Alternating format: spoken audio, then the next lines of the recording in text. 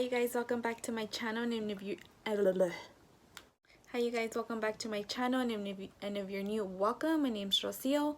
For today's video, I am going to do story time. So if you would want to know my 14 and pregnant story, then go ahead and keep on watching.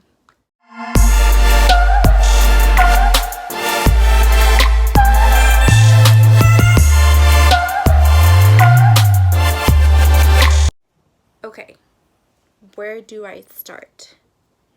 So obviously this is 14 and pregnant. So I got pregnant when I was 14. I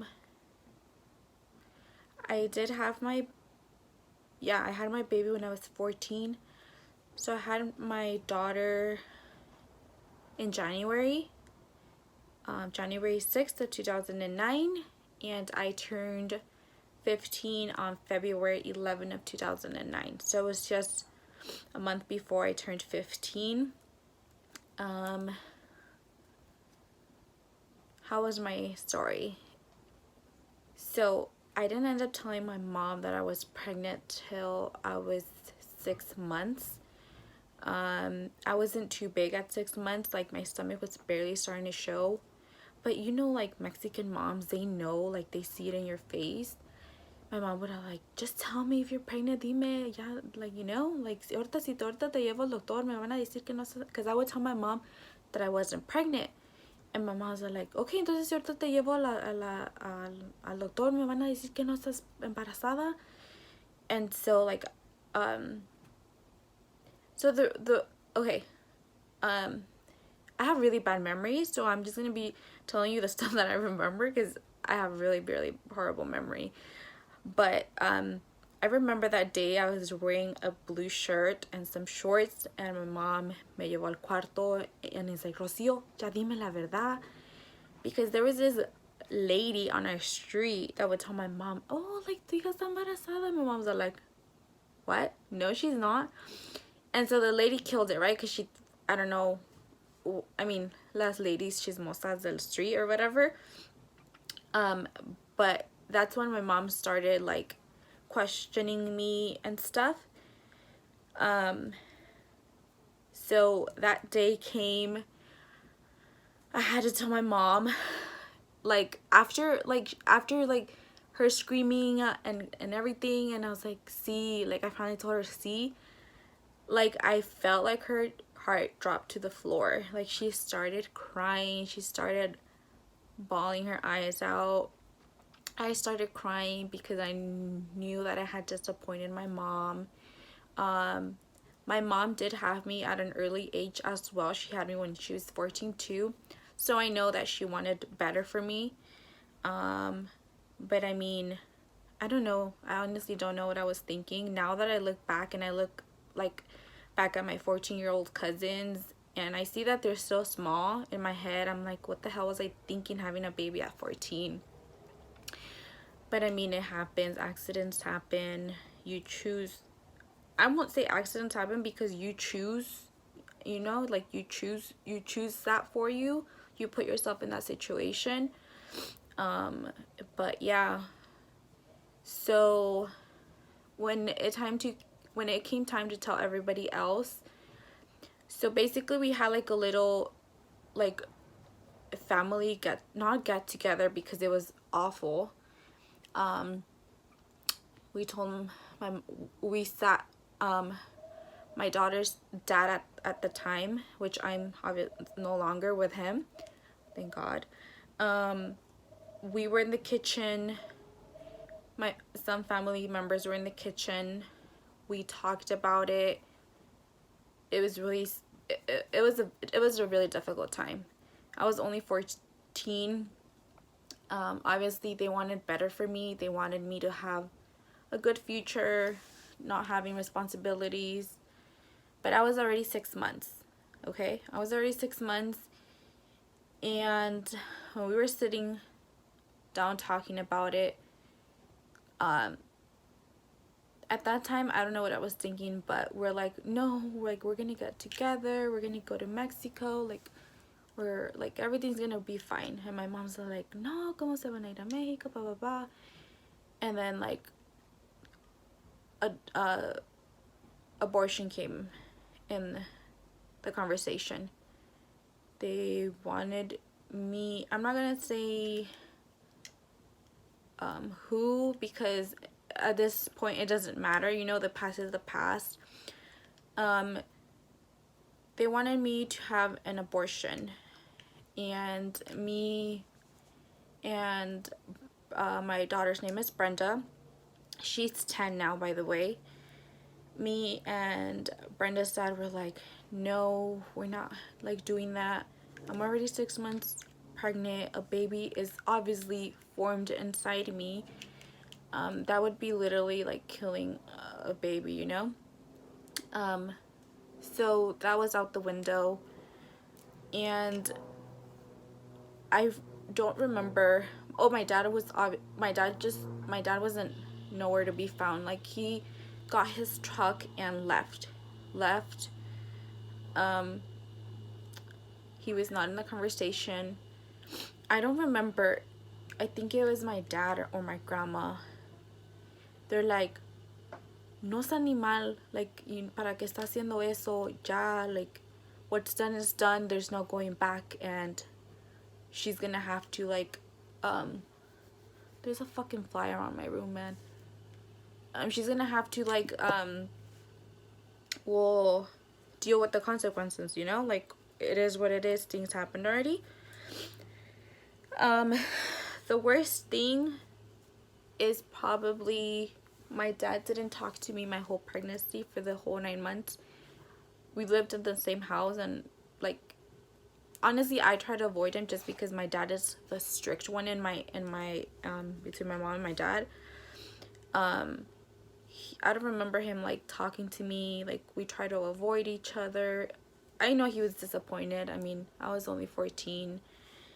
But that was probably one of the hardest. My mom got over it. Everybody else did, but at the time I was like, I guess, I don't know, como que me sentía como, oh, like, you fucked up already. Like, I felt like I had committed a crime or something. I think I was in 8th grade. I was in 8th grade at that time. I went into high school pregnant already. Oh my god, when I went into high school, so I already had my belly. Everybody would turn around and look at me. Like, if, I don't know, like if I was a freaking alien or something.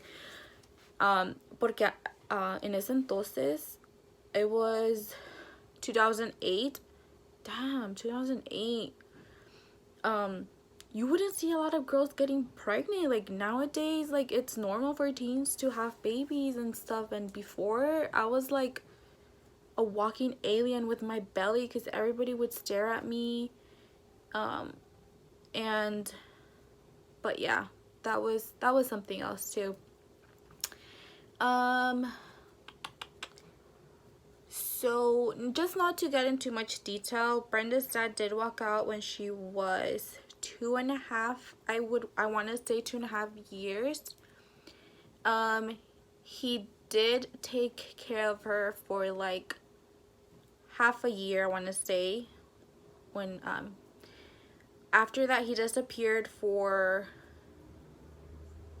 a couple of years, I think 2 years. He wanted to come back, but Brenda didn't, like, obviously she was small, so by the time he wanted to come back into her life, Brenda didn't know who this person was.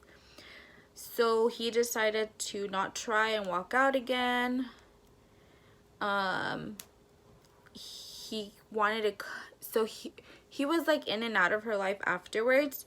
I don't know what kind of problems he had at that time. It's none of my business. But in my head is, if a parent really loves their daughter or son or whatever, they'll try you know, like, if it was me, I don't care if I didn't get along with the other parent. It's my kid, you know. So I would do whatever it took for me to even like if I wasn't supporting them, like I would want my child to know I'm there, you know? But whatever, that's, I mean, it doesn't matter now. He's not in Brenda's life. I mean, and we're fine. We're perfectly fine. So he tried to come in probably like 2 times. So the first time he tried to come back, Brenda didn't recognize him. The second time, I think Brenda didn't want to go with him or something like that. I don't remember. And I think the third time was probably like a year or 2 years ago. They started to go out on the weekends, but it was only like, oh, come pick her up at this time, but drop her off the same day. And I think he didn't like that. He wanted to have her over the weekend, but at that time it was like, okay, like, you barely came back, I'm not gonna give you my daughter just like that, you know? Like, you have to build that trust. But he didn't like that, so he made that another excuse. I mean, it's his loss.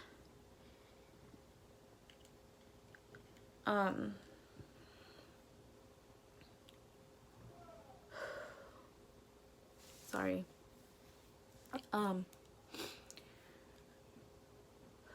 Brenda,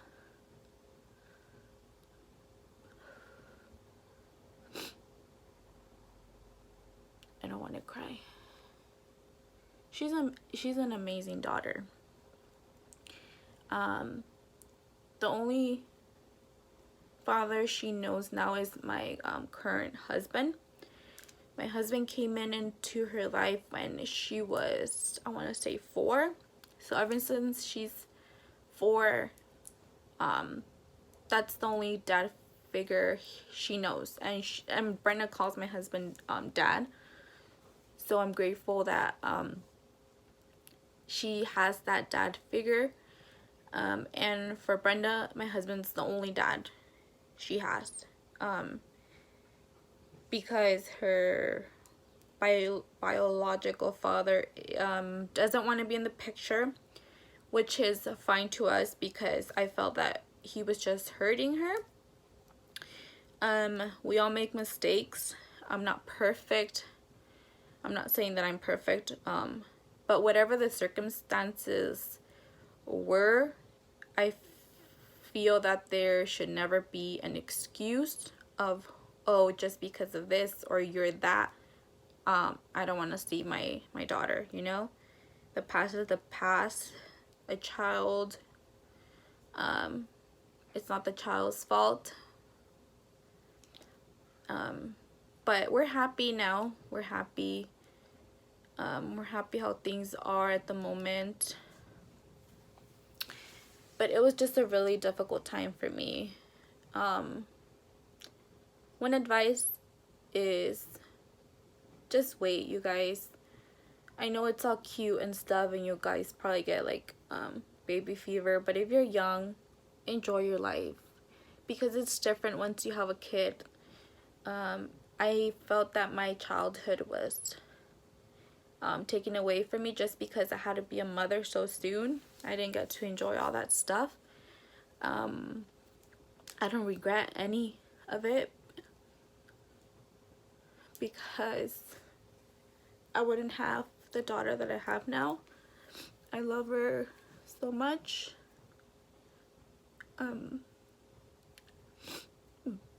But yeah, I mean, just wait.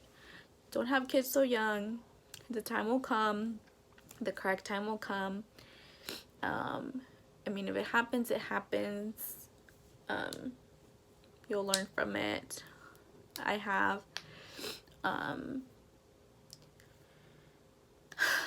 I mean, I'm not that much of a fuck up. I have a decent job.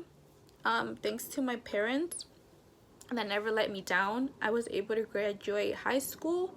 I graduated my medical assistant. So I'm a medical assistant at the moment. Thanks to my mom. She pushed me because there was a time where I was probably going into depression already. But she pushed me. She said, like, no seas pendeja. you have to be strong for your daughter. But yeah, I felt that my mom helped me a lot. Both my parents, my dad did too. So I'm always gonna be grateful for them. But yeah, you guys, that's just a little short story that I had for you guys. I just wanted to do this video just because I have a lot of questions. Sometimes I think that my daughter is my sister. I'm like, nope, she's my daughter. I'm 25. Brenda, her name is Brenda. She's 10 right now. But I get asked a lot, like, how old were you when you had your daughter? So I just wanted to make this video just, you know, to address that. But I hope you guys enjoyed this video. And if you guys have any questions for me, or if you guys want me to do like a Q&A type of thing, then just leave me your questions on the comments down below, and I'll make a separate video for any questions you guys might have for me. But if you guys enjoyed watching this video, don't forget to give this video a thumbs up and subscribe to my channel if you haven't already. Thanks for watching.